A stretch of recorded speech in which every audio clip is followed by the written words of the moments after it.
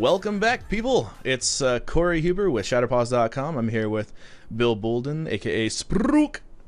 Hello. Thanks for having me on ShatterPause again, Corey. No problem. We're going to be looking over a couple of the cards from Khans of Tarkir, and we're going to go over the Sultai clan right now. So let's take a look at CC Blood Tyrant, the 3/3 for 4, and it's a Naga Shaman. Whenever she enters the battlefield, put the top 3 cards of your library into your graveyard, and whenever one or more creature cards are put into your graveyard from the library, put a 2/2 black zombie creature token onto the battlefield. So, how do you feel about this one? Like, this is a pretty big limited player, I think. This card is, one of the best limited cards in the set. I think that if you see it in your pack, you're probably taking it. It's also one of those cards that's a mythic rare, so I think that as long as you're not on the Pro Tour or day 2 of a Grand Prix, you won't have all that many experiences to play with it in Limited. So I would definitely be strongly tempted to move into it almost immediately. People have been calling it the mini Grave Tyrant, and if you've ever had Grave Tyrant played against you in Limited, it is very hard to come back from. And this really is half the size, right? It's 2 mana less, 3/3 instead of 6/6. You're likely to get 1 zombie on coming into the battlefield and every attack instead of 2. But it could potentially pay you out even harder. So Exactly. And you've got other cards in the same colors that are dumping some of your cards from your library into your graveyard. So odds are, even if you're not really attacking with your 3/3, you're going to be seeing 1 or 2 more creatures. And that's just going to be between 5 and 7 power and toughness for 4 mana. And that's just value. Yeah, and even if you're missing, you're going to be fueling Delve. So you can whiff on an attempt to get a zombie and still have dumped 3 cards into your graveyard, which on a Delve card is a free Black Lotus. Exactly. So you're Black Lotusing on the attack. I could see this card being played in Standard. I'm not sure that it's really a modern card, but could very well see playing Standard. It is in the color, of course, of Crewfix after all. I think that in Standard, we're very likely to see this card. There are some pretty nice hosers for self-mill that will serve to limit self-mill ever taking off. So you've got Anafenza, who already begs to be played on her own. But if somebody actually gave you a reason, like the metagame became, 15% this dredge deck, then Anafenza is certainly showing up.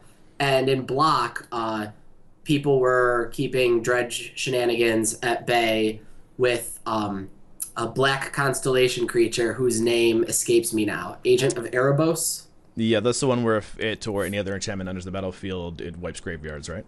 Right, so that's also in reserve as a sideboard card for containing things like this. So I think that this is the kind of card that can be very successful as long as it stays relatively on the fringes. Granted, Sidisi is very good anyway, and I think that Sidisi might just see play as mini Grave Titan. I think that the deck that tries to get wholly on board with what she's doing might be a little disappointed at how easily it's sideboarded against.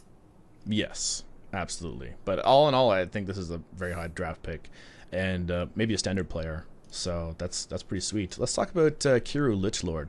This is our 4/4 for 6. At the beginning of your upkeep, you may pay 2 and a black. If you do, return a creature card at random from your graveyard to the battlefield. It gains flying, trample, and haste. Exile that card at the beginning of your next end step. If it would leave the battlefield, exile it instead of putting it anywhere else.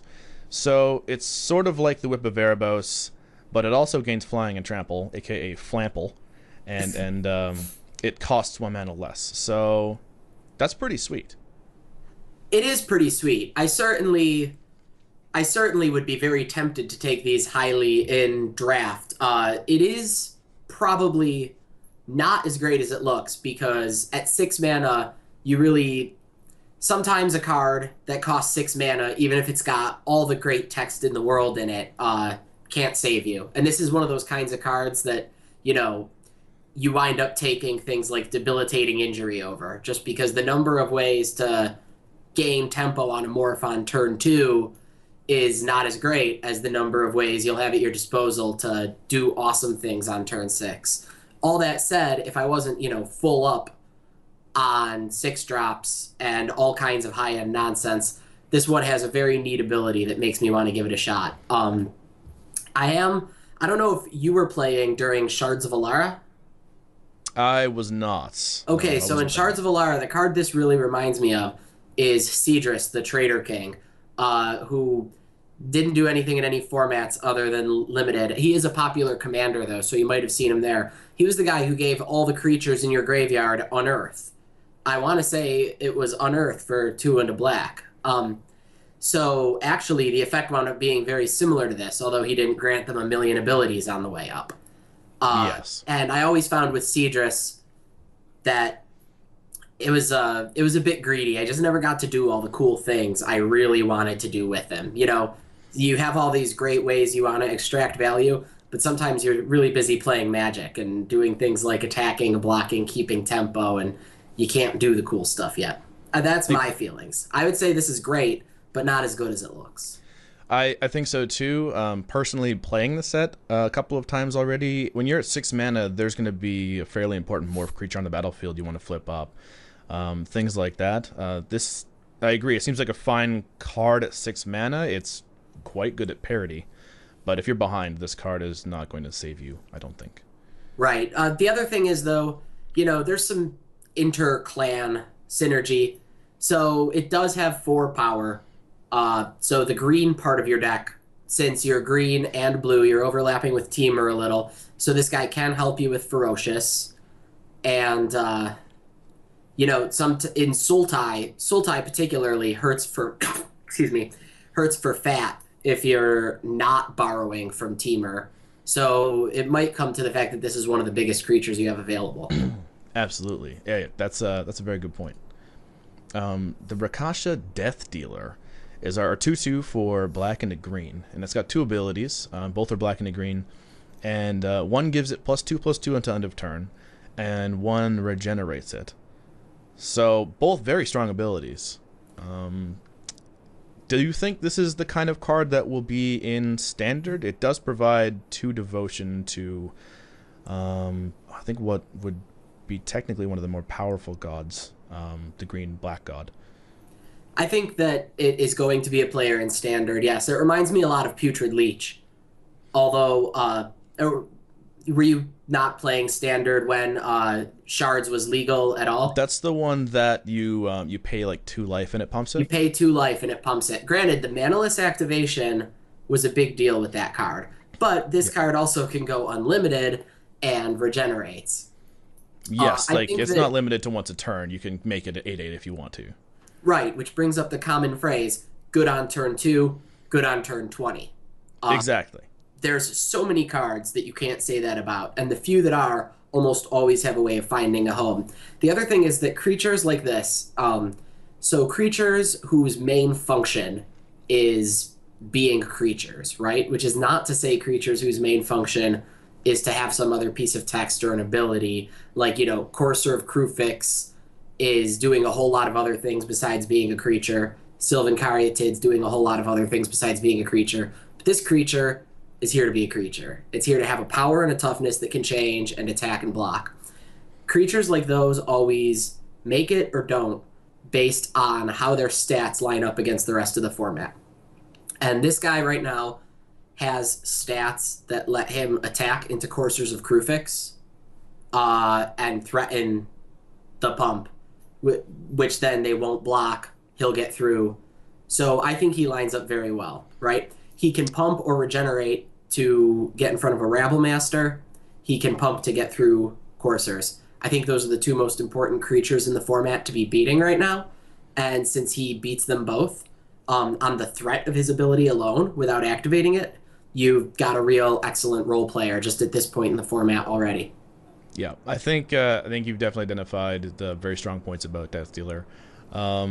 Taking this another step further into Modern, because, like you said, it's very good at being a creature and not a lot else, I don't see it being a major player in that format, even though it is just a 2-mana bear with abilities, which are generally pretty good in Modern. The fact that it doesn't provide you with anything other than it just being a creature makes it, I think, limited to limited and standard. Right. in this If way. you're going to look in Modern, the king of creatures whose job it is to be a creature there is Tarmogoyf.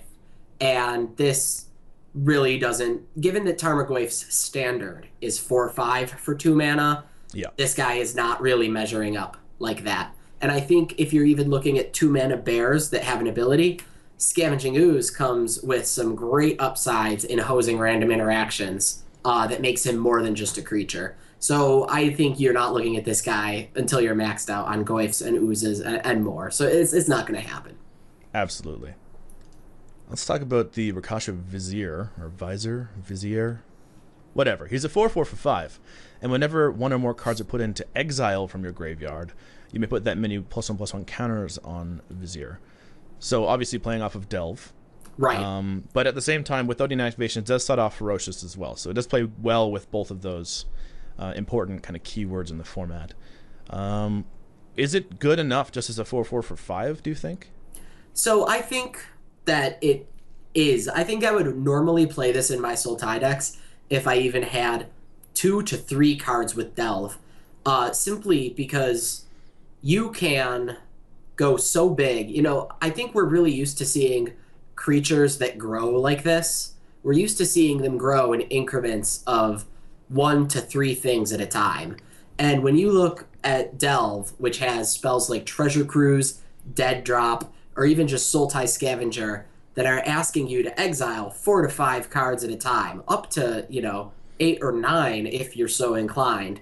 I don't think we've seen a creature that so quickly jumps from 4 to double digits. Exactly. So you're going to be up 10 or 11. If you Treasure Cruise for, I think, the max value is 7, you're getting an 11/11 and 3 cards. That's living the dream for sure. Right. Now, the first time I saw this guy, I wrote him off because we've seen a lot of 5 mana 4/4s. Whenever you do X, put 1 or 2 +1/+1 counters on me. And I think that it took me seeing this guy in action in a game to realize it's never 1 or 2. He's a 4/4 until he's so big that and it happens just like that.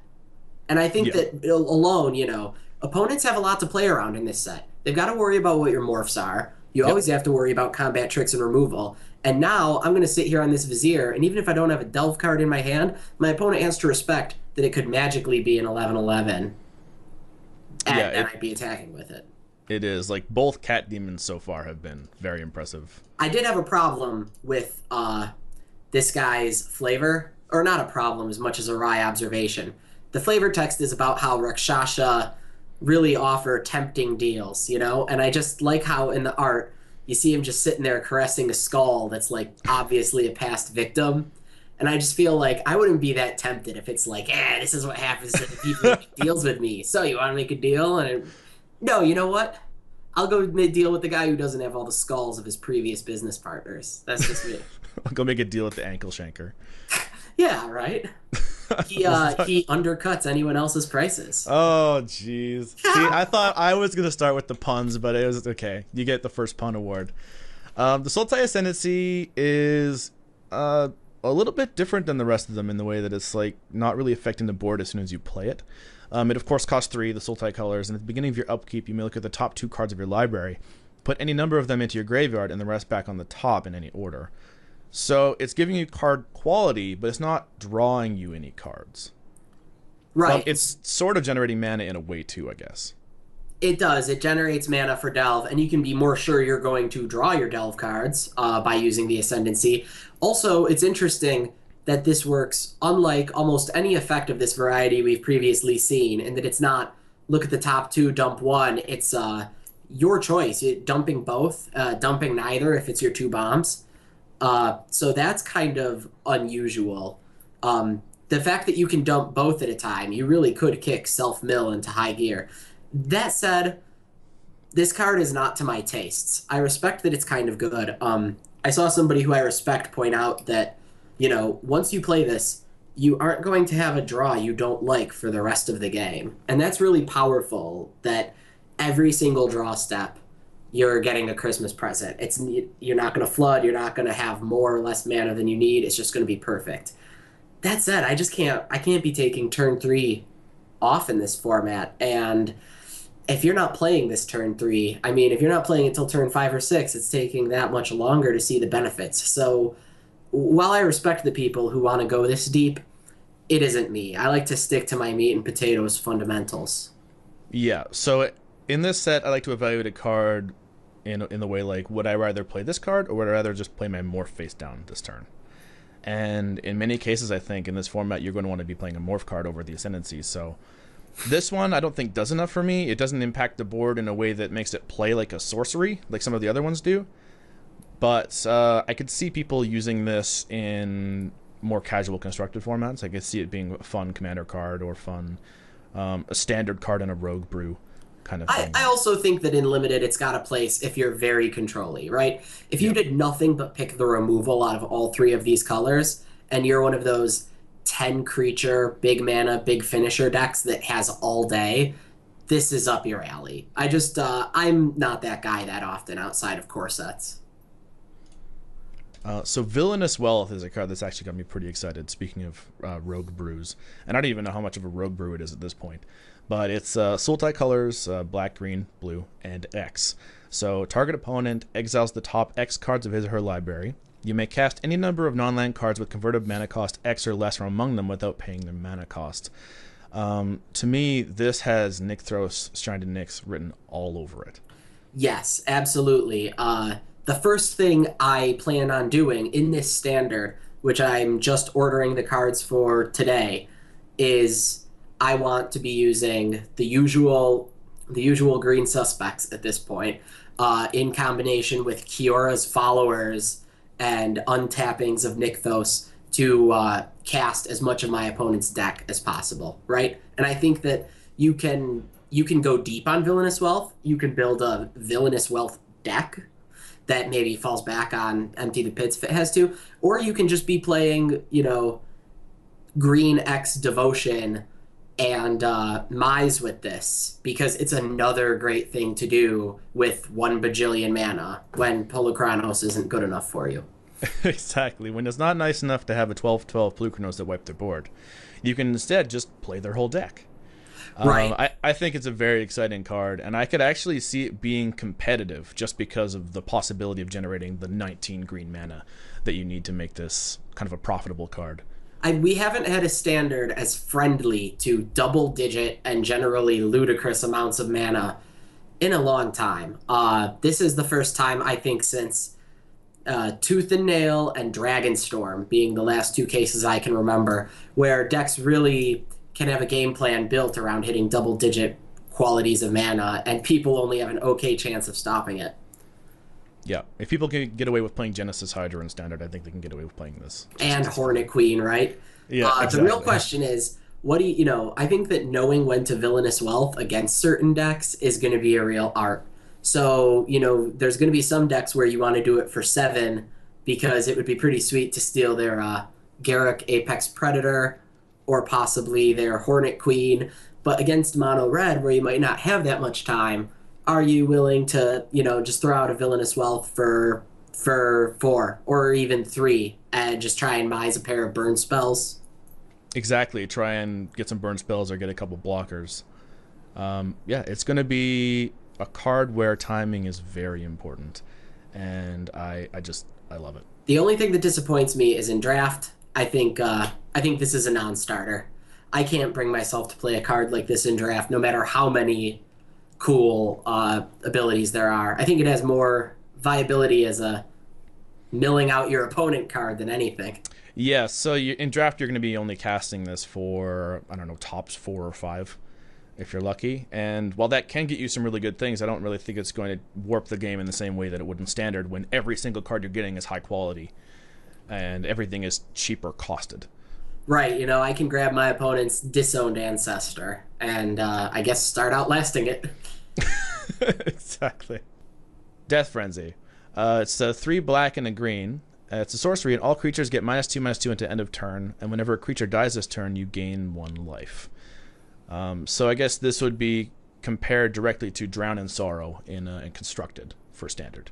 Yeah, and in terms of limited formats of times past, Marsh Casualties from Zendikar, were you drafting at that time? I was not. I started in M13. I'm just a youngin in the Magic community. Okay, cool.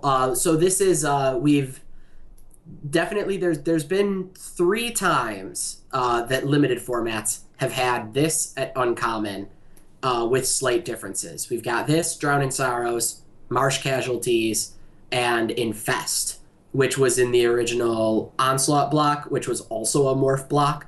And Infest was pretty much just a grade A card, A+. Don't pass it, take it every time, seriously consider making your deck more controlling simply because this one card is in it. And I see Death Frenzy being the same way. This card rewards patience, and it rewards, once you have one, really respecting the fact that you do have that in your deck and changing the way you draft a little to maximize the value you're going to get out of it. The life then becomes very relevant when you're playing a card like this, because the way you're going to have to play in order to maximize the frenzy might lead you to sucking up a little more damage than you would otherwise, and getting to buy that life back when you do pop this big effect is really going to... I would call this card an A+ high pick. Okay, this is one that I probably would have undervalued had you not explained that. So I'm going to take this in the next draft I see it and try it out. And I think you're onto something here, especially with 2 toughness being such an important number with all the morph cards. And there's a lot of 3/2 outlast creatures and things like that too that you might be able to nail with it. So Death Frenzy could be very good. The Sultai Charm is a very interesting one. Like, this is one I'm already seeing popping up in Modern. And it's, of course, our 3 mana cost instant, and you choose one. Destroy target monocolored creature, destroy target artifact or enchantment, and draw 2 cards, then discard a card. So, just off the top of your head, name some monocolored creatures in Modern that you'd like to destroy. Oh, Wild Nacatl. But I'm still losing out on that exchange, right? I wouldn't mind killing Tarmogoyfs. I wouldn't mind killing Scavenging Oozes. It's rough to not lose out on the mana exchange, though. That's true, but if you're nailing something like a Splinter Twin target or a Restoration Angel, Kiki Jiki... The Restoration Angel as equally well as it hits the Birthing Pod. The fact that this can hit the Noble Hierarch that's been grown 3 times by Gavin E. Township equally as well as it can hit the Sword of Feast and Famine that's been boarded in. Yeah, the versatility, like, this card just destroys everything you really want dead in Modern, except for Living End. And it even has the Living End clause at the end. Like, you could draw 2 cards and then discard your Wormquill Engine if you wanted to beat Living End. So this card does a lot in Modern. Does it do as much in Standard, do you think? Well, I'm not so sure it does much in Modern yet. I think that it's the deck that is these colors that needs this effect isn't there yet, and I don't know if the lack of good ways to destroy monocolored creatures and artifacts or enchantments is what was holding Bug back as a color. I think it may have been the mana more than anything, or simply that blue doesn't bring enough to it that red doesn't, as opposed to Jund. But in Standard, I think this thing is a lock for seeing play. I think one thing people are going to be on the lookout for is ways to get their artifact and enchantment insurance in without having to commit to that. Because there are an incredible amount of very powerful enchantments people are playing. They're playing Ascendancies now. So far, only 1, but the number's going to go up. I believe we're going to see every Ascendancy other than Sultai in a deck. Gods don't count, but various bestow creatures. Boon Satyr is still a thing that's floating around. Mogisa's Warhound and Herald of Torment and Gnarled Scarhide are all floating around. The fact that you want to have access to ways to destroy those, and this falls back on being destroy target Rabblemaster or Corsair or Pelucranos, makes it the card you need. And it does get the Stormbreath Dragon as well, which is a card that's been notoriously hard to remove in the last Standard. So I could see this being a big player. I think the only thing, you're right, the only thing holding it back is the color combination. So hopefully we can get some love for Bug. All formats, Bug is not doing a lot right now, other than in Legacy and older. And so I think that this doesn't have a home waiting for it, and it's not powerful enough to create a home just to hold it. I mean, not as compared to other charms that are sliding into color combinations that are already powerful. One other thing I want to say about this card is I like that it's the only charm that got flavor text, and I do like the flavor text. Yes, the fumes hiss, which is pretty funny considering that they're snake people. Right, and I actually can hear that quote in my head in a snaky voice. It's very strike. Yeah, exactly. Fire with your ambition. It's a good one. I kind of wish they all could have had room for that. I love when they do cycles and they manage to make the flavor text parallel all throughout the cycle, right? And so the Mardu one would have been like, charge, the horses yell, conquer a something with your horse. I'm not the guy. Exactly. And Abzan would have been like, you all wait here until they give up. That's pretty much what they're all about. So Sultai Charm, I could see being played. Let's talk about the Soothsayer a bit. 2/5 for 5, and when it enters the battlefield, look at the top 4 cards of your library, put one of them into your hand and the rest into your graveyard. Now, this is an effect that's been very powerful on instants and sorceries. Does the fact that it has a body warrant having like 1 or 2 extra mana cost?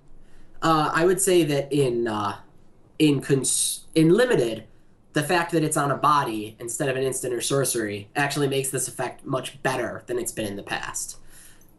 Because sometimes when this effect was sort of a 3 mana sorcery, like it is on another card in this set, you may not have all the time to durdle. When you can advance your board state and get amazing card selection and card parity at the same time while taking a Black Lotus away, you're looking at a limited all-star. This is the kind of card that maybe, while not windmill slamming first pick, I would say if this gets passed to me, I am thinking Sultai is a great clan to move into. Exactly. And we can talk about how limited has changed in the last couple of years, being less about the bread format and more about kind of finding synergies within the set. We can do a whole another hour on talking about that, but I think that the Sultai Soothsayer is a perfect example of a card that doesn't really fit the whole bomb removal type card, but it will cement the synergies in your deck quite well in the ways that you described. Like, you will be drawing that card, getting your 3 mana for your Delve spell, and still having a 2/5, which is killing morph creatures that are attacking into you. So, yep, I think it's a great card. Bit small for the cost, but in a way that's totally understandable given what else you're getting. Absolutely. So the Abomination of Gdual is a 6 mana flyer. It's a 3/4, and when it deals combat damage to a player, you may draw a card. If you do, discard a card, and it's got Morph for 5. So this is a common, so we can't expect too much of this. Is this a very good common, or is this kind of like your meh common? I've heard competing things. I've heard people say that it is as good as the other common clan morphs, but personally, this one is not to my tastes. The other ones set a very high bar for me that this doesn't clear. Maybe I just have a grudge against it because the other 4 I all feel are better, especially Efreet Weapon Master, especially Abzan Guide, especially Ponyback Brigade in its own way. Yep. I'm just not wild about this card. I'll have to play with it a few more times to decide if I like it or not. Granted, it's a morph, so fail state is always acceptable, but there are so many things you could be turning up if you're just green alone that have higher powers and toughnesses. You could be turning up a lot of 5/5s and 5/6s. I don't have time to turn up 3/4s. That's just me. Exactly, and this is the kind of morph creature that you don't really want to put into a morph battle. So you're not going to block another morph creature with this once they're above 5 mana and expect this to actually beat whatever they're flipping over. Right. So this one, if you're hurting for ways to actually kill your opponent, this will do it. But it's not going to replace another card. I'm judging it overly harshly because the rest of the cycle does such more attention grabbing things. I think this one, it's nice what you said about it doesn't do well with the morph tricksiness game. This card, maybe you want to just cast for 6 mana more of the time, because the morph you play on turn 3, one thing I've noticed so far playing this format, the little bit I have, is there's a little bit of a sequencing with your morphs, right? You're going to have 2 or 3 in your hand to choose from when turn 3 rolls around. And unilaterally, the one you want to play is going to be the one that has the greatest gotcha effect when it's flipped up later. Yeah. Because there's other cards you might have that don't do a gotcha, and so those might just as easily be played for their mana costs. You lead with the gotcha.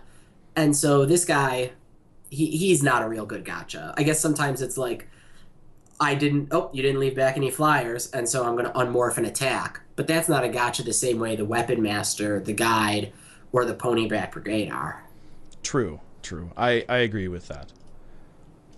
Empty the Pits. So we're jumping right into like the very exciting Sultai card here. 4 blacks, 2 X's, instant speed, delve. Put X 2/2 black zombie creature tokens onto the battlefield tapped. That means for 5 mana you're getting your 1, for 7 you're getting 2, for 9 you're getting 3. But you can pay those X's with cards in your graveyard. So I've seen calculations where people have gotten between like 5 and 9 zombies on turn 4 with this card. Okay, so you're talking standard? Talking standard, yes. So if you're fetching hard and you're doing something attrition each turn, let's be as optimistic as we can, right? Let's say you use a fetch on turns 1, 2, and 3. That's 3 cards in your graveyard. Yep. And let's say that on each other turn, because this card's going to ask you to be very close to mono black, Urborgs aside, Yep. You're probably something like the mono black decks we've seen for the last year, based around Thoughtseize and Hero's Downfall and Bio Blights. Or like a black-green thing, Seder Wayfinders, that sort of deck. Yeah, something like that. Throw in a Seder Wayfinder. You could be having to push it so you can exile 10 cards in your graveyard is still asking a lot of things to come together, right? I think partially that the true power of this card doesn't lie in quick zombies. It relies in eventually zombies. So when I saw this card, the first thing I was thinking was not how fast, how big can I make it, but how much like a Sphinx's Revelation could it be, in that this isn't there for me to cast on turn 4 and exile my whole graveyard for. Wait till, turn 8, 9, 10. If you're paying with land mana, like real people mana, in addition to graveyard mana, you'd be getting 2, 3 extra zombies at the same time. So I think that this has a brighter future as a control finisher than an aggro card. That's just, obviously I wouldn't bet against the aggro use, but I think it's going to be kind of fragile. Exactly. And the great thing about this card is that it's creating both kind of decks. It's creating several different kind of decks. For a card that looks narrow, it's being tried out in a lot of different ways. So I think you can expect something big out of Empty the Pits at some point. I think we're going to see it as a one-of in a lot of decks. I think any deck that is black or black-green, no matter what its business is, as long as it's not super aggressive aggro, if it has room for an Urborg or 2, you might find one of these. It's just such an orthogonal thing to anything else you can be doing. It's a great escape card for, there might have been games you couldn't win any other way. Yes, it's a great way to, all of a sudden you're playing your narrow cards, you're playing removal, and all of a sudden you are wide and ready to kill your opponent. I like Empty the Pits. I think it's a very good design. And I don't remember, but it might be the only, no, it's not the only mythic. That's not a creature because there's a couple planeswalkers, but it's, I think, the only mythic instant. The idea of a mythic spell is always a hard one, right? They do mythic creatures very well. They've also done mythic artifacts very well, and on the few occasions they've done mythic lands, they've been very deserved. And planeswalkers are obvious. But I always feel like design has struggled a little with the idea of the mythic spell, and there's been some clunkers in there. This is one that really, I think does it right. I think so too. So, Grim Harusfex is our 3/2 for 2 and a black. The morph is just 1 black, and whenever another non-token creature you control dies, draw a card. Now, I've played this in Limited already, and it is awesome in Limited. I can imagine. So, I mean, does this have a place in a standard deck? Maybe. It does. It may as well not have morph, right? So the kind of deck this is going to want to be in is a deck that has blood-soaked champions, gnarled scarhides, something that's in the business of throwing out lots of black cannon fodder, having it die, and having reinforcements come both out of the library in hand as well as the graveyard.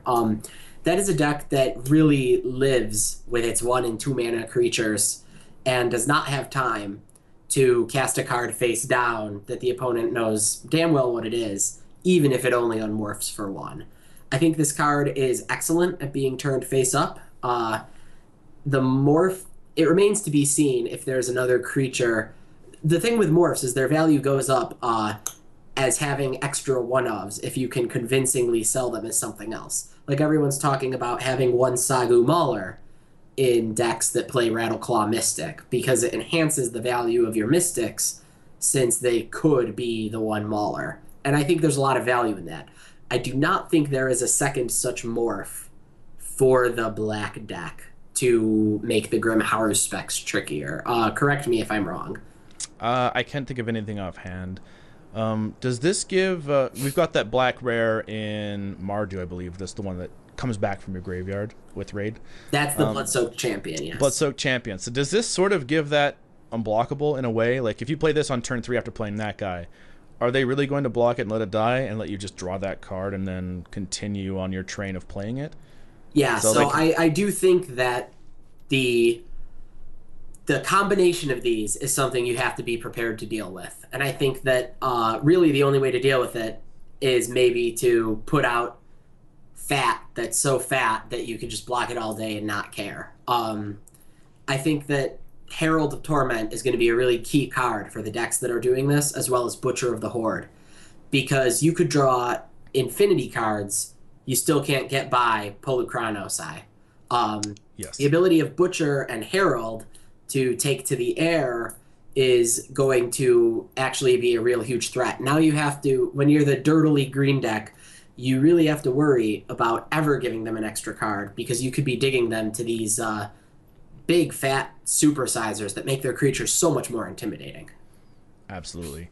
And worth noting, I like to compare cards to Courser, and this one does not match up well against a Courser in the way that it just dies and doesn't trade.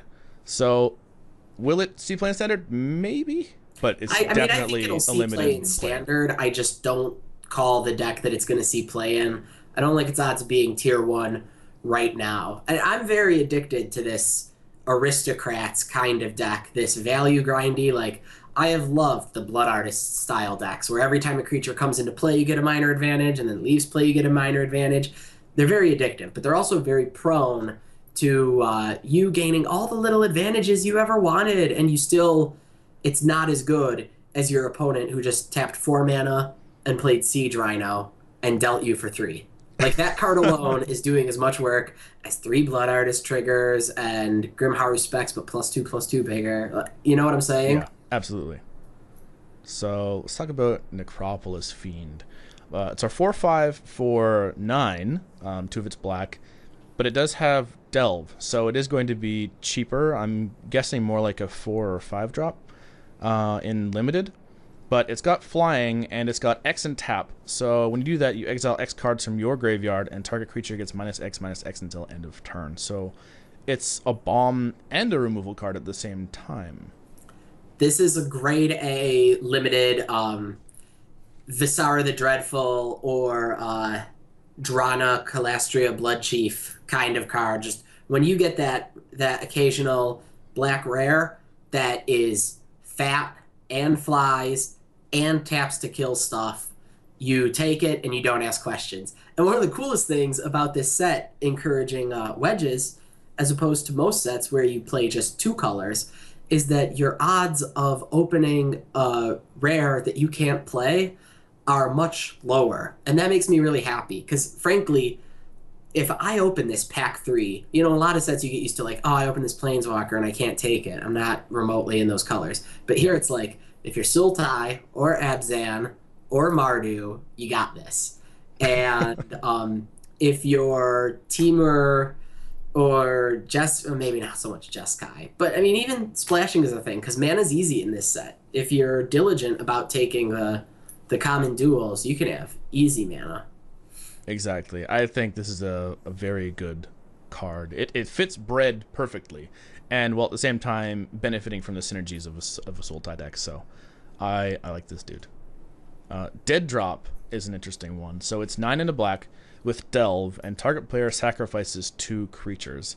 So there's another spell in Sultai that straight up kills a creature for nearly the same type of cost, but I don't know how I feel about this one in a set where you're going to have creatures that late in the game that you don't really care about and you don't mind sacking. So yeah, I think this one is a bit of a trap.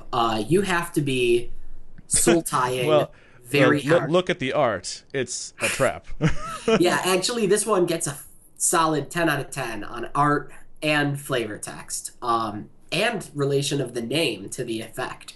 Everything about it is a win. Plus its ability to be played with Riddle of Lightning. But in all seriousness, this one is a bit of a trap. If you are delving so hard that you think you can really play this on turn 4 or 5 or something, I would have advised using your graveyard on curving out on Sultai Scavengers on like turns 3 and 4. Not only that, but Mardu has a serious tokens theme. As a matter of fact, I think this is a pretty bad set for Edict effects in general, Sagu Mauler aside, because Mardu has white common as well as Hordling Outburst and the white one that makes soldiers and the Ponyback Brigade. Yep. It's got lots of ways to make tokens. Jeskai has creatures who very quickly become obsolete once they're done doing their initial prowess. So you've got these 1/2 and 1/3 prowess creatures who are amazing, like turns 2 through 4, but by the time you're dead dropping, they're probably not going to do anything again. And Abzan has, Abzan is the one where it's probably pretty good. Yes, I think it's fairly good against Abzan, but this seems like a card where it's 50-50, it's going to be effective or not. And I think that, well, it is a 2-for-1. I mean, built-in 2-for-1.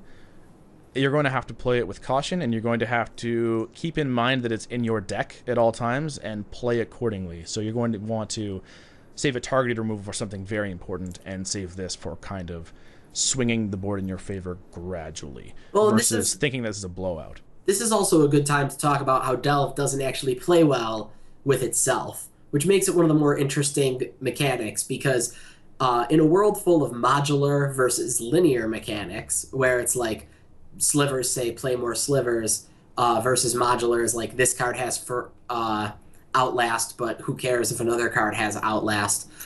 This one is like anti-linear. It actively discourages the use of other Delve cards. And so another reason I don't like it is simply because when it comes to delving, I think from what I saw, it seems like you get 2 good delves a game. Yeah. You can't really be delving all game long. It doesn't work like that. I think you get 1 big jump at delve at like turn 4 or 5 where you exhaust your graveyard for the first time. And then you get another good delve later. I think if you play Dead Drop, you only really get 1 good delve a game, and you're robbing yourself of other delves. So is this really where you want to spend your points when you could have Hooten Mandrills? I don't think it is. I think so too. So the Kiru Bloodsucker is a 2/2 for 2 and a black. Whenever a creature you control with toughness 4 or greater dies, each opponent loses 2 life and you gain 2 life. And it does have a sacrifice effect on it. So if you play 2 and a black, you sacrifice another creature and put a +1/+1 counter on the Bloodsucker. So when I initially looked at this card, it looked like it should have flying sort of to me. I'm not sure why, just the way it's sitting. Perched. But obviously this is a play on the whole mechanic where it's good to have creatures that are toughness 4 or greater. This is more of an insurance card against those things dying than actually a place where you want to have a sack outlet for them. So my general opinion on this card isn't super high, but I want to hear what you think. My opinion is not high. It's weird in that it seems like it's asking me to build around a couple things that I'm not actually sure how I'm supposed to build around. So, first one is the toughness 4 or greater, which is odd given that half the set is about a theme of power 4 or greater. So you sort of have to reconsider your creatures through a different lens. Yeah. And then there's a bit of a sacrifice thing going on, which every set has one of, and it remains to be seen if that's a thing you can do or not. So refresh my memory. Is Act of Treason in this set? Is that there's Jeering Instigator? Yes, it is. I believe there is a threatened effect in the set. Okay, so but it's not a Sultai card. So I mean, yeah, yes, it does play well with Mardu, I guess. Yeah. The other thing is this does give you some control over your Swarm of Bloodflies, and so Swarm of Bloodflies is a card you want to be taking. And so once you have those already, if I had like 2, I might play a Bloodsucker because I would love the ability to control my flies. All that said, it's a 3-drop that is only as special as another face-down morph. And so you can't use turn 3 on this and have this onboard trick they can clearly see when you could spend turn 3 on something else that is any one of a dozen awesome tricks that they can't see. I don't buy it. So this, I think, will be a card that you're looking for if you open up a sealed pool and you notice a bunch of cards that go good with this card. You'll look for this card, but you're not going to look for this card at first. So keep that in mind when you see this card. Murderous Cut, on the other hand, is quite the card. It's 4 and a black, destroy target creature with Delve. So there's a lot of formats where this is a 1-mana murder.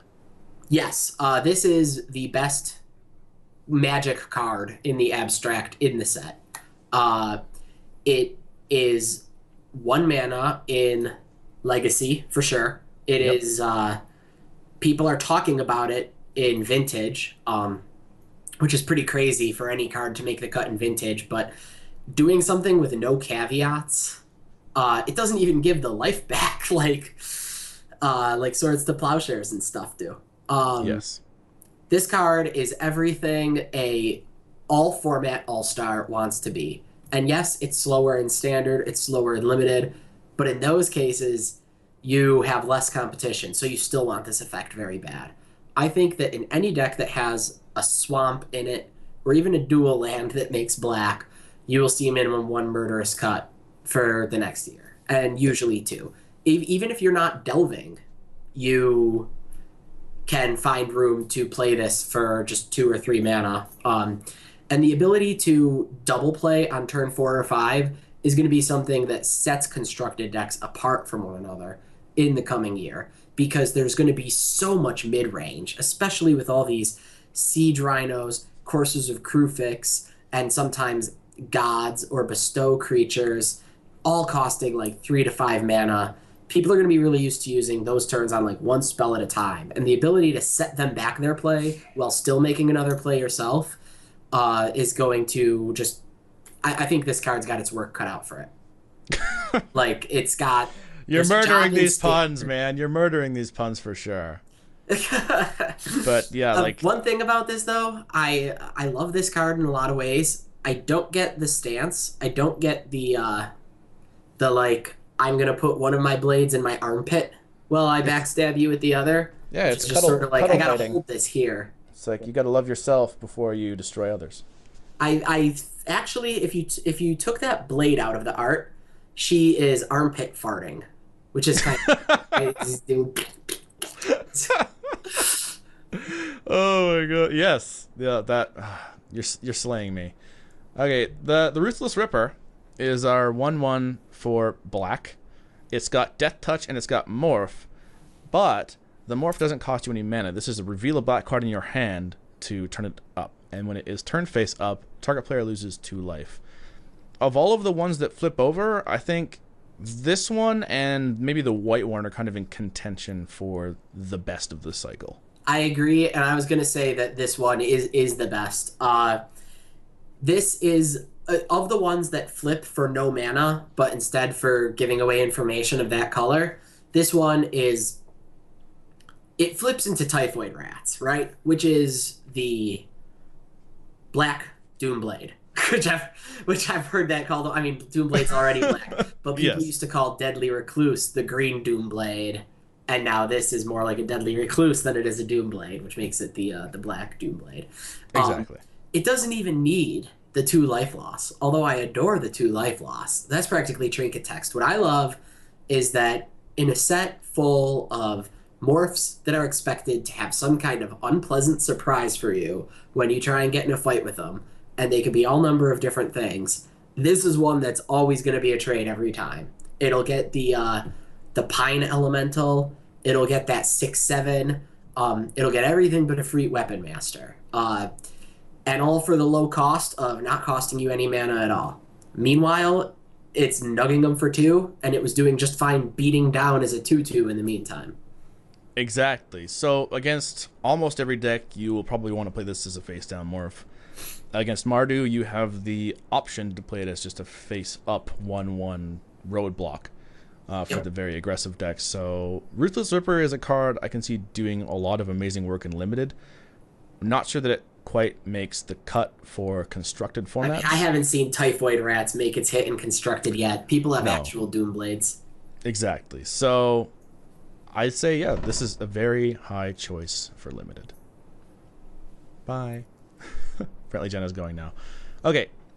The Kiru Dreadmaw is a 4/4 for 5, which is a decent rate for a common, but it's got Defender, and it's got an effect that says 1 in the green, sacrifice another creature, you gain life equal to the sacrificed creature's toughness. So again, we're seeing a toughness theme, but is this the kind of card you really want to be playing in this format? So I mean, I think this is not a great card, but when you want it, you'll know. I think that this is more of an Abzan card than a Sultai card. It plays in very well to the theme of don't lose and then get around to winning later. It does that very well, in fact. That said, I don't actually think this is the best deal for its cost. For a lot of the times, you get slightly better stats on these fat defenders, right? Like, remember Returned Phalanx being your 2 mana 3/3, but like, oh, it's got Defender. Yeah. Five mana is what I should pay for a 4/4 anyway, that a lot of the time can attack. So I have to be... I think that this card is going to be cut almost every time I see it. I do expect there to be a draft in my future where I'm looking at my deck and I'm thinking, you know, if I got one of them 4/4 Defender Crocodiles right now, I'd play it. And then I'll get one. Absolutely. So the Shambling Attendance is a 3/5 for 8, but it does have Delve and Death Touch. I don't think this is much more than a pseudo-removal 23rd playable kind of card. Yeah, I think it's, once again, if you're delving hard, then you should be spending your delves on other things. Because once again, unless you've got Sidisi or some kind of engine, you really get like 2 good delves a game. And I just think they should probably be on Sultai Scavengers and Hooting Mandrills, or Murderous Cuts if you were so lucky. If they're on Shambling Attendance, cool, I guess. You know, I'm not... 3/5s do good work. I have held lots of things off with Siege Mastodons. And this also, with Death Touch, will never leave you high and dry against any of the other surprise morphs. So I don't think you're ever going to, like, be a terrible position for having played this card. It's just not that great. Yeah. So the CCs Pet is a 1/4 for 4 with Morph. You can morph it up for 2 mana, which is fairly decent, and it's got lifelink. So this is a fairly uninteresting one as well. I mean, you're going to have times when you want the 1/4 lifelink or blocker, but for the most part, this is the 23rd card in your deck that is played down as a morph sort of to try and draw attention to the fact that you might have some big powerful effect underneath it, more threatening something better than being good itself. Yeah, this card, I actually have a story about. I played it during my pre-release, just basically going on the logic that anything with Morph is better than it seems, because it's a split card with being a 2/2. And I had agreed that. I said, Bill, give it a chance, because it's a Morph. How bad can it be? I was not interested in unmorphing it at any point the whole day. It's just does so little. I would not go out of my way to play this card. It actually isn't great as a morph, and it does so little when you unmorph it. I'd say this is worse than it looks almost. Yeah, and actually, unfortunately, it's probably not going to be anyone's pet card either. Nice. Okay, so Sultai Scavenger is, of the last 3 common kind of delvey creatures that we've seen, one that is actually a fairly decent player. So it's a 3/3 for 6, but it's got flying and delve. And generally for a 3/3 flyer in recent memory, we've had to pay about 5 mana for. Yeah, and this one you could easily cast for 4. Blue and white. In black, I think black is kind of used to paying 6 for its 3/3 common flyer. Yep. I think that this card is great. When I kept saying you only really get to delve for 2-ish, maybe 3 things a game, so make them count. This is one of those ones. You are paying typical crappy black market rate. The market rate, I mean, for crappy black cards like this, if you don't delve at all. Then when you delve once, you're paying for it like it's a better blue or white card. When you delve for it twice, it's Phantom Monster. Any better, and it's awesome. Exactly. So, and it's a warrior also. The last couple they've been like apes and zombies and stuff, but this will benefit from the warrior sub-theme as well. So if you've got something that pumps warriors, this will get that benefit. Let's get back to some rares. Dig Through Time. This one is 8 mana, and it is an instant, but it's got delve, so it'll be a little bit cheaper than normal. You look at the top 7 cards of your library, put 2 of them into your hand, and the rest on the bottom of your library, any order. So, huge card selection, obviously. Absolutely, and especially with limited being bomby. Limited is about mana curves, and then after that, it's about if mana curves don't settle it, then bombs and removal do. And so this is not winning any mana curve awards, but if you can get out of the mana curve stage of the game, okay, then this is going to crush the bombs and removal stage. You cast it and probably find a removal spell and an awesome card that's going to demand an answer. People have talked about chaining them, so to speak. I don't really see it.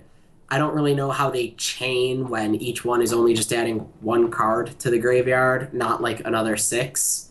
I mean, I guess it does put another card in your graveyard, but no more so than any other card. All that said, I think once you've had the time to start digging through time once, you probably found the time to start digging through time again. That's really not a pun. That's me trying to say, like... It's true. You don't dig through time until the game is settling down just a little. You dig through time, you find your end hostilities. Great. And then, like, what was the other card you got? Oh, it was an Elspeth or a dig through time. Fantastic. Yeah, I think this is a good one. I'm not sure that it's going to see any standard play or anything. Like, it's only netting you 1 card positive. But it is instant, which is giving it a lot of power. If this is a sorcery, it would be pretty much a non-starter for me. And one other thing is, like, once again, talking about how in all formats now, you've got this, your first delve card is basically free. I think this is going to be big game for modern decks of the twin variety. Maybe not so much Storm, because it specifically relies on playing 4x of cards to maximize Ascension. But if you just only ever even play 1 of these, then those decks filter so hard with fetches, Serum Visions, cantrips, Gataxian Probes, that it's really great to just assume that this is going to be double blue or maybe 3 mana the first time you cast it. Twin especially would love to get exactly 2 cards out of its top 7. It's kind of in business for 2 specific cards. Absolutely. So the Kiru Spell Snatcher is a pretty interesting one. I think it's going to demand a lot of skill and a lot of patience. But it's the 3/3 for 4. It's got morph, and it morphs up for 6. So it actually morphs for more expensive than it costs normally, and there's a reason for that. So when it's turned face up, you counter target spell. If that spell is countered this way, exile it instead of putting it into its owner's graveyard, and you may cast that card without paying its mana cost for as long as it remains exiled. So this is huge game if you end up countering something that's very worthwhile. Yeah, I mean it's Spelljack. I have a feeling this is a card that every single time it happens in limited, the person who spell snatched should probably win. It would be very, very hard to imagine that a spell snatching occurred and you didn't win. You'd have to be very far behind, or just spell snatching a disowned ancestor or something. I'm not going to look forward to the first time I get spell snatched to game 1, and then just game 2. I think I'm going to have a mental breakdown. If my opponent plays a morph game 2, I am probably going to like just throw my deck out the window and be like, I don't know how to play Magic anymore. It's like you have 5 mana? Okay, I'm nervous, but I'm still okay. It's like, you've got 6 mana? Yeah. Do you have 2 blue sources? Yes. Sacrifice all my permanents, put them in the graveyard. I can't handle this. You cannot smash. I'm boarding in Lens of Clarities. No, I'm being excessive here, but like, this is one of those cards that just, you got to play it because it puts the fear of God into the opponent. It is strictly limited only, though. Just in Constructed, we're talking 9 mana. So, yes, it's way too much. Exactly. So, Set Adrift. 5 in a blue, delve, put target non-land permanent on top of its owner's library at sorcery speed. How do you feel about this card? I don't love it. It's the kind of card that has a much higher bar to clear whenever it's a sorcery. As an instant, obviously, it would be format. It would be limited format, just killer. As a sorcery, I feel like a lot of the time, a lot of stuff in this format has enters the battlefield triggers or gets turned face up triggers. And I think for that reason, bounce is better because you can disrupt these complicated combats that happen. With the bounce spell, which we haven't gotten to yet, it's kind of a way to buy your way out of any combat where things didn't go as planned. Especially, with Savage Punches, or Freak Weapon Masters being turned up, or oh shit, that was a Ruthless Ripper, any number of things. But I think that bounce is a little worse in this set than usual, those situations aside, because I found during the pre-release that everything my opponents had a comes into play trigger, or could be played remorphed and then turned face up again. Granted, that's a huge tempo loss, but they are getting an advantage every time. Like, there was very few creatures I wanted to give them a chance to do that morph trigger all over again. For that reason, and then the last thing being that with an effect like this, you really want to control when it's going to come online. Stuff like this I tend to really want to plan around. Like, it was great when Excommunicate cost 3 mana. You just kind of knew you could count on it. Like, this is part of your I'm buying time curve. And Set Adrift, you might not know if it's coming till turn 4 or 5. Your opponent has to sort of help you there, which I don't like. So I think this card is 23rd card material for me. Feel free to differ, because this one is, I know I'm a bit of a rogue on this. Other people say the card's fine. Despite having Delve, I feel like it's more of a Jeskai card than a Sultai card. Like, getting a creature out of the way at sorcery speed seems a lot better for that set of cards than this set of cards. That said, this isn't that attractive to me at all, and I don't know if I would be playing it, despite it looking fairly attractive in the format. Taigam Scheming is just 1 in a blue. It's a sorcery. Look at the top 5 cards of your library, put any number of them into your graveyard, and the rest back on top of your library in any order. Yeah, this is not good. There's no amount of card selection that I really want to go down a card for. I feel like you could be Well, you have to look at it. This card is doing two things, right? One is that it's a index of sorts. I guess it's like a Scry 5, but you don't get anything for it. Yeah. Um, the other is that it is up to a 5-mana Black Lotus specifically for a delve card you have in your hand. So I guess in that sense, kind of like a dark ritual. Like, are you willing to sink the investment that is a spell into this card so that your next card can be cheaper? And I don't believe there's any delve card other than Dead Drop that I want so bad that it needs to be I'm going down a card so that you'll be 5 mana cheaper or 3 or 4 mana cheaper. Like, I don't want to cast Sultai Scavenger for 2 mana that badly. I feel the exact same way about this card. But Treasure Cruise, on the other hand, is a card that actually surprised me quite a bit. So it's 7 and a blue. Delve, draw 3 cards, and I have already seen this in a legacy list that did very well. Yeah, I think this card, it looks a lot like Ancestral Visions, doesn't it? It can't be cascaded into like Visions can, but it comes online a lot faster than Visions at the rate that the decks that are interested in this tend to fill their graveyard.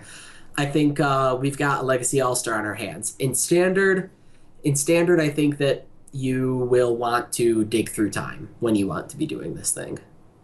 I think so as well. This card plays very well in formats that both dump cards into the graveyard incidentally, like fetch lands, and at the same time are casting 1, 2, or 3 1-mana spells per turn. And just being able to refill your hand with, like, for 1 or 2 mana, drawing 3 cards, and being immediately able to cast some of those cards that turn is huge. So this is one of those weird cards where it's like very good in old formats like Legacy and Vintage, mediocre to good in formats like Limited, and just doesn't really have a place in like Standard Modern. Yeah, and I just think that especially in the older formats, costing only a single blue is a huge advantage of this card over Dig Through Time, because you expect to get the Delve filled up, which means that this card's floor is 1 blue mana, which is incredibly attractive. Dig Through Time has a floor of 2 blue mana, which makes it less good. In Standard, I think you are not as interested in grinding to the floor all that often. Dig Through Time's an instant, so if you can cast it at the end of the opponent's turn, whether that be for 3 or 4 mana, then you will. And if you can't, you won't. Absolutely. So Hooded Hydra. It's wow, that's a lot of text. So it's X green green 0/0, enters the battlefield with X +1/+1 counters on it. When it dies, you put a 1/1 green snake creature token onto the battlefield for each +1/+1 counter on it. But it also has Morph. So if you choose the route where you just cast it face down for 3 and then face up for 5, it enters with 5 counters on it. So you'd have to cast it for, what, 12 to have a better deal than that, I guess. So it's kind of a weird one. Like, in Limited, obviously, this is a very good card. But yeah, let's evaluate it from a Standard standpoint. Like, is this a card you're going to be playing over something like Genesis Hydra, for example? So basically, this is a hybrid of 2 other cards. Let's drop the whole Morph thing for right now, because the Morph thing is pretty mana inefficient in a lot of ways. It's there, but I think that that's going to make it too hard to evaluate the card.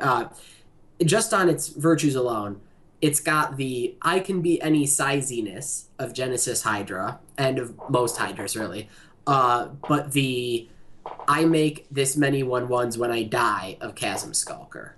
Yeah. And so the question really is, do you want the death effect of Chasm Skulker more than you want Genesis Hydra's free card?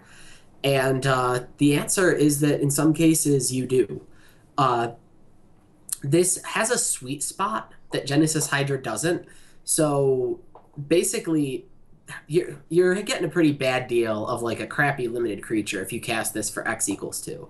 But if you go ahead and cast it for X = 3, as a 5 mana 3/3, that you fully expect to die to some lightning strike or something, but then also get 3 1/1s, you're starting to extract a lot of value.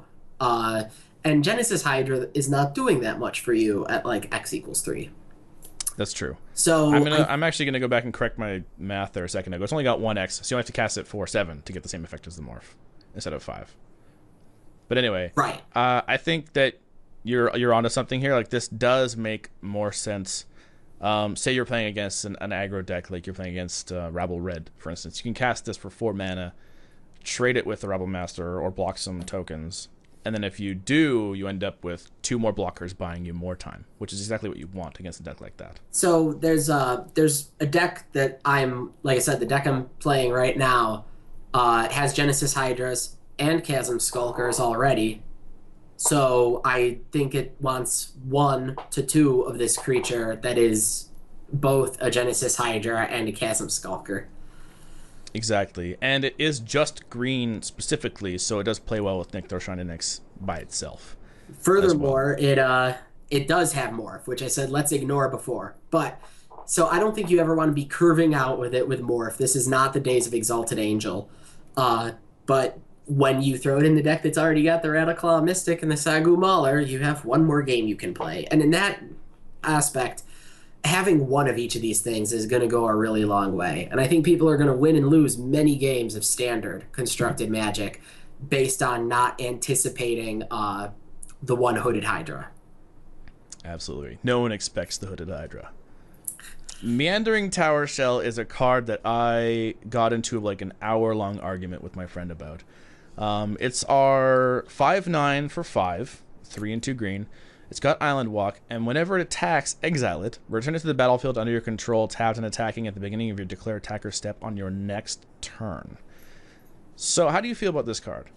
So, nicknamed Turtle McDurtle in playtest, I actually think this card is great. I think that it's an amazing Abzan card and an okay Sultai card. I mean, it is a 5 mana, 5/9. Those are the kind of stats. I would play this card if it had Defender. I mean, yes. If you got rid of all this text that it's just really, really bad at attacking and just said it can't attack, I'd be interested in a 5/9 Defender. That's the phenomenon I was talking about earlier, where if your creature can't attack, well, at least you get huge stats to make up for it. Yes. 5 mana, 5/9 is stopping every creature in this set in its tracks. All the stupid Trixie morphs, all the Timur fatty monsters, all the nasty things that get flipped up. This is an impenetrable wall on defense. I would play it every time. Yes, it's stupid at attacking, but I can take my time. It can. Why can't I? Exactly. And I feel very much the same way about this card. I just love the interaction that it has in more control shell decks. Where you can attack with it, exile it, and then in your second main phase play a board wipe. And then just have it, come snapping turtle back in your next attack step and actually start dealing some damage. Maybe that is too slow and dirtily and stupid for standard, but I like it, and this is something that I'm going to be trying out. So I would like it better if it weren't for the fact that I think that we already have this kind of interaction with creatures that get indestructible one way or another.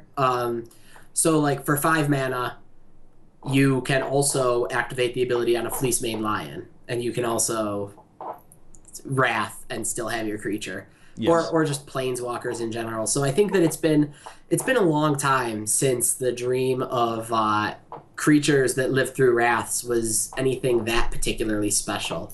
That said, against like the red decks that can't deal with things with high toughness, I might have a blast boarding this in. Siege Rhino is still probably better, but like this is just out of the range of every burn spell there is.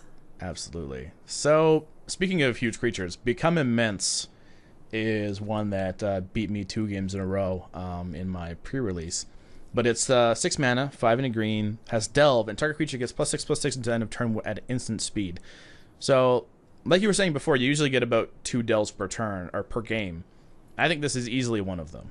Yeah, because it's going to win you the game when you do it. If you are either hitting for Surprise Lava Axe. Lava Axe is a card that has a home in every deck, or at least every deck I play. And if you're not just going to the face with it, you're changing some combat to make a 2/2 beat a 8/8. I mean, this is it changes all but the most lopsided of combats. Literally, the only thing it can't save you from is flyers beating your face, I guess. That's very true. And I had this played against me. It was super mean. He actually became immense, beat me in combat, and then played that that sorcery speed card. I think it's green black. That that makes the tree folk. Makes the tree folk. So he's like, okay, so I just beat you in combat with my 11/11, and now I have an 11/11 creature on the battlefield. I'm like, okay, well, I guess I lose then. So. Now I have a flavor problem. This card should give reach. If you're that immense, you can just reach up and touch the flyer. That's what Arbor Colossus does. That's what I'm going to do. Yep, I think that's true. In flavor draft, this now grants reach. Flavor draft. Sultai Flare. So it's a 3/4 for 4. Whenever a creature you control with toughness 4 or greater dies, you gain 4 life. So this creature included. So it's not needy. It does include itself in the... Yeah, so he just flays his own skin, I guess, which is cool. Although I guess since he's a snake, maybe that's just molting, right? Because when a snake molts, that's like self-flaying. Exactly. I don't know. Here's the thing. So compared to the Kiru blood weird tongue thing, this is where you want to be. For 1 mana more than that, you are also getting some great nonsense when creatures with toughness 4 or greater die, but you're a whole 1/2 bigger. So you went from being the same size as a morph to being bigger than morphs and actually fighting pretty well with a lot of them. And it triggers on itself. This is everything that Blood Snatcher dealie wishes it could be. It's got an easily splashable cost. One thing is, I know that Wizards likes to put these uncommon build-around-me's into sets where they're trying to make enemy color pairs have like a thing they do. Yep. And so I feel like between the Flayer, the Blood Snatcher, and then that 4/4 Crocodile, which happens to have 4 toughness and sacrifices your other creatures, they're trying to tell us some kind of like green and black together can work along this 4 toughness axis. I don't know what it is though, and it doesn't seem like I want to do it. I think I'm taking this because I really like Hill Giant Plus, and then I'll probably forget about the gain 4 life trigger. This triggers, who cares? That's fair enough. So, Hooting Mandrills is a card that you've mentioned over and over again through this entire review of this set. So, tell me about your Hooting Mandrills. Yeah, well, first off, you just look at them. They demand to be played. This guy's all excited. But it's one of the things where if you're not cutting murderously or digging through time, this and the Scavenger are the 2 creatures that are costed like you might almost play them, like, and be sad about it, but fair for 1 delve, and getting to be a really good deal at 2 or more delves. So just like the Scavenger, you are paying crappy rate that is worse than green should get at full price. You are paying fair rate at 1 delve. 2 delves, you're doing really well. 3 delves, get out of here. So this is just a great card. What I also like about it is it's got a reachable delve cost, like Sultai Scavenger. So it's one of these cards that lets you just play it on the cheap just from having been playing Magic for the last several turns. It's not like so much Treasure Cruise or Dead Drop or the 8 mana 3/5 Death Touch guys that really are asking you like, hey, you're going to have to try for delve a little, then you can have us. Exactly. This rides the line of fair on 1 or 2 delves, and I think that's a very good analysis of the card, and I do see it as a good player in Limited. The Sagu Archer is an interesting one. So this is a 2/5 for 5. It's got Morph for 4 and a green. So just the same exact cost, and it's got Reach. So on its own, it does block those morphed creatures that aren't morphed yet. But it doesn't play very well in the whole morph versus morph battle thing. No, this is one that's designed to... he's designed to play in the morph versus unmorphs battle, right? So he is not for the turn 5 stare down that happened every game I played of this format so far. you always have the turn 5 stare down. He is not what doesn't want to participate in that. He wants to just get played for 5 mana because he's not trying to trick anybody or do anything fancy. He is Giant Spider. Or, his trick is not to get in the morph fight, but just to flip up and block like a Watcher of the Roost. Just block a flyer. He is a great card. When you're green, you always need your spiders. He's not as good as the Einok Bondkin, but do not leave home without the Bondkin or this guy in your deck. Agreed. So scout the borders. It's 2 and a green. Reveal the top 5 cards of your library. You may put a creature or land card from among them into your hand and the rest in the graveyard. Now this is so close to writing the it is playable, I think. Like being able to sort through and find that really important creature that you need is well good. Done, I think. Exactly. And then enabling delve or maybe color fixing you. But it's a really tough sell for me being 3 mana. You're going to be wanting to play your morph creature on turn 3. I want this card so badly because it is, I've played so many Commune with Natures. I've played Ancient Stirrings. I've played every variant of this card. They've been among my favorite cards. But I just can't get on board for 3 mana. It's almost too high for what I would pay for it in a format without morph. With morph, I think that on games where you don't play a morph or a creature that is better than a morph on turn 3, you are really asking for trouble. Yes. You cannot use turn 3 to do Dirtle. Use your other turns, but turn 3, you have to make a morph or you have to make a creature that's just better on curve. None of this stuff. Yeah, you can't be scouting the borders. You got to do something good at home. I will eat crow when my opponent goes turn 3 this, and then I'm like, oh, you took all this time off. And then it's just like, well, turn 4 is Mandrills or Scavenger. Because they just enabled it being super cheap, what with all the delving they just did. But I have to say that even then, that's not the kind of deck I care to play. Because I just feel like I'm going to draw the cards in the wrong order. I would just rather have a game plan that tends towards consistency. That's personal taste, though. If you've got a deck that can consistently play something awesome on turn 4 every time because you turned on Delve with this, then go for it. The Smoke Teller. It's a 2/2 for 2, which is pretty sweet in general, but it lets you look at your opponent's face-down creatures for 2 mana. Yeah, so I've had these. I haven't activated them. They're awesome against morphs, but just because they trade with them for 1 cheaper mana. So I think you always play this, but in a sense where you would play it if it was the card Balduvian Bears. I guess the thing will come in handy every once in a while. I will look to use these heavily when my opponent has Kiru Spell Snatcher. Absolutely. This might be the thing that keeps you in that game too.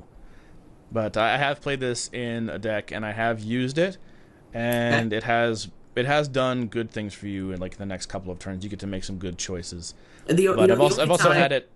Sorry? Oh, the only time I used it, everything was what I thought it was. So just I don't know.